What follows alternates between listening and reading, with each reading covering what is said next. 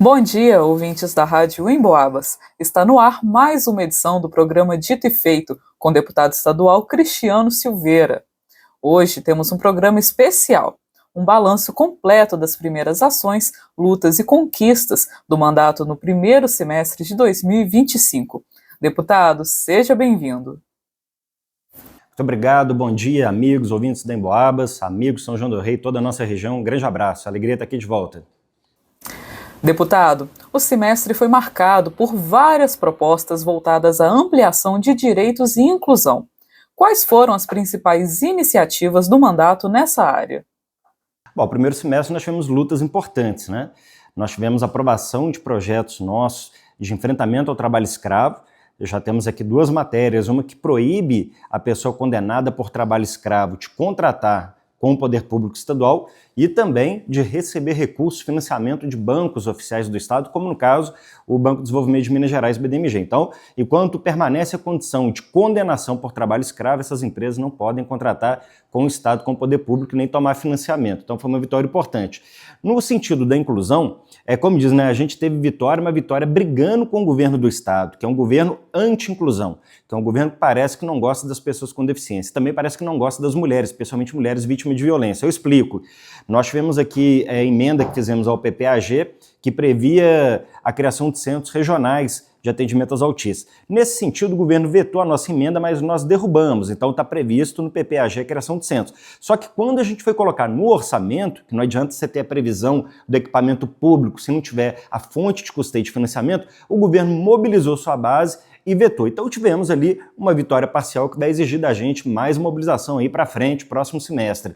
E também tivemos aqui um veto do governador vergonhoso. Nós colocamos a proposta de que mulher vítima da violência, em situação de violência, tem um direito de transferência, servidora pública tem um direito de transferência. A gente sabe que tem que sair do ambiente da agressão. O governador veio e vetou. No estado campeão de feminicídio, no estado campeão de violência contra as mulheres, a gente teve aí mais uma ação do governo contra as pessoas que mais precisam da política pública. Felizmente, conseguimos derrubar esse veto e agora a gente precisa trabalhar para que isso seja efetivamente implementado. Então, foi um semestre de muita luta, muito enfrentamento, algumas vitórias, lamentavelmente, por parte do governo, algumas também derrotas que marca aí, né, deixa registrado o descompromisso de Romeu Zema com a política de inclusão e enfrentamento de violência contra as mulheres. Deputado, o senhor assumiu recentemente a liderança da minoria na Assembleia e tem atuado na linha de frente contra os retrocessos do governo Zema. O que significou na prática ser líder da minoria e quais foram os principais embates nesse primeiro semestre? A gente participa, né, do Colégio de Líderes, são os líderes dos blocos representados aqui na casa, e agora, como membro desse colégio, a gente ajuda também a discutir, pensar, elaborar a agenda legislativa, as pautas de votações aqui na casa. Os líderes também têm outras prerrogativas regimentais, né, no sentido da representação dos blocos, e a gente acaba estando também na linha de frente dos embates aqui na Assembleia. Todo mundo tem acompanhado o debate do Propag, que é a renegociação da dívida de Minas, agora o debate da PEC, que quer alterar a Constituição do Estado, retirando o referendo, retirando a maioria qualificada dos deputados para permitir privatização ou não das nossas estatais, como CEPIG, CEMIG, Copasa, por exemplo. Então, o líder tem um pouco esse papel de ajudar nas negociações, na discussão da agenda legislativa e também aqui nos enfrentamentos que são necessários dentro do processo político. Deputado, o segundo semestre começa com a Propag, que você acabou de destacar um pouco. Conta pra gente como funciona na prática e quais são os próximos passos aqui no nosso estado de Minas Gerais. O que é o Propag, gente? Propag é uma forma que o governo federal encontrou para que os estados possam renegociar suas dívidas sem que isso implique no corte de serviços públicos, na desassistência às pessoas que mais precisam.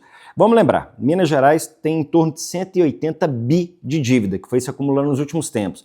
Esse governo que está aí, Romeu Zema, que fala que colocou a casa em ordem, foi o governo que mais aumentou essa dívida, é o campeão do aumento dessa dívida no último período. E ele não procurou nenhuma solução para isso, ele queria aderir ao que a gente chamava de regime de recuperação fiscal, que impunha sacrifícios ao povo de Minas Gerais, cortes nos serviços públicos como única alternativa. Agarrado a Jair Bolsonaro, nunca sentou com o governo federal lá no passado para pensar alternativa. Imediatamente que o presidente Lula foi eleito, nós fizemos um movimento aqui na Assembleia, o bloco de oposição, fomos ao presidente da Assembleia, o Tadeu Martins Leite, fomos ao senador Rodrigo Pacheco, então presidente do Senado, e construiu-se a proposta alternativa para que os estados tenham melhores condições, taxa de juros menor e outras alternativas para que ele possa estar negociando aí as suas dívidas. Então o Propag foi isso, e agora no segundo semestre nós precisamos avançar na votação de matérias que criam as condições para Minas fazer adesão e cumprir com o Propag.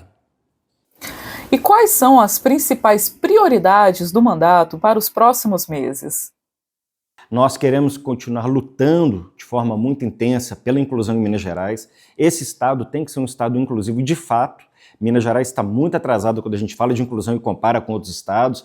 Eu falo muito, por exemplo, do projeto nosso que é o Cuidar de Quem Cuida. O Cuidar de Quem Cuida é assistência do Estado, do poder público, aquelas famílias, aos cuidadores solos, que na maioria das vezes são mulheres, são mães solos, e que às vezes na condição de cuidadora exclusiva vive de benefício do governo. E um recurso que não é suficiente. É quadro de ansiedade, quadro de estresse, quadro de depressão e essas pessoas invisibilizadas. O poder público estadual precisa enxergar essas pessoas. Já existem outros estados brasileiros que dão apoio financeiro, psicossocial a essas famílias. Eu estou defendendo que em Minas Gerais tenhamos uma política parecida.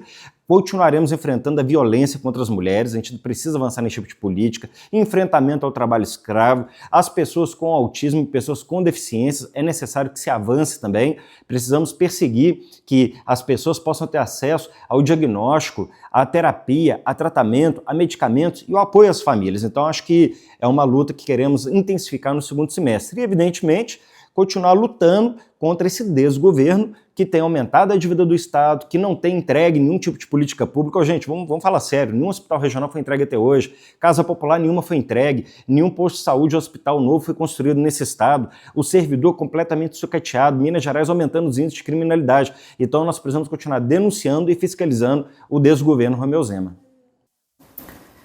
Deputado, obrigada por esse balanço tão completo. Foi um semestre de muita luta, resistência e também de vitórias importantes.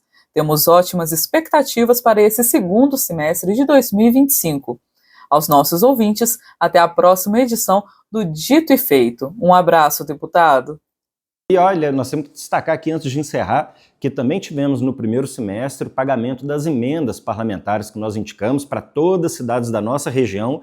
A maioria do recurso já está em conta das prefeituras e penso que agora no segundo semestre será o momento de executar essas emendas para que elas possam chegar tanto às prefeituras quanto às entidades sociais, sejam de saúde, de esporte, de cultura, que nós temos trabalhado em parceria. Então, quero também dizer que esse nosso compromisso está cumprido, as cidades já receberam e agora, segundo semestre, vamos trabalhar para a execução, para chegar lá na ponta de quem precisa. Então, muito feliz de dizer que nosso mandato tem feito um trabalho importante pela região e pelo povo de Minas Gerais. Obrigado, gente, mais uma vez e continuo sempre à disposição. Vá lá nas nossas redes sociais.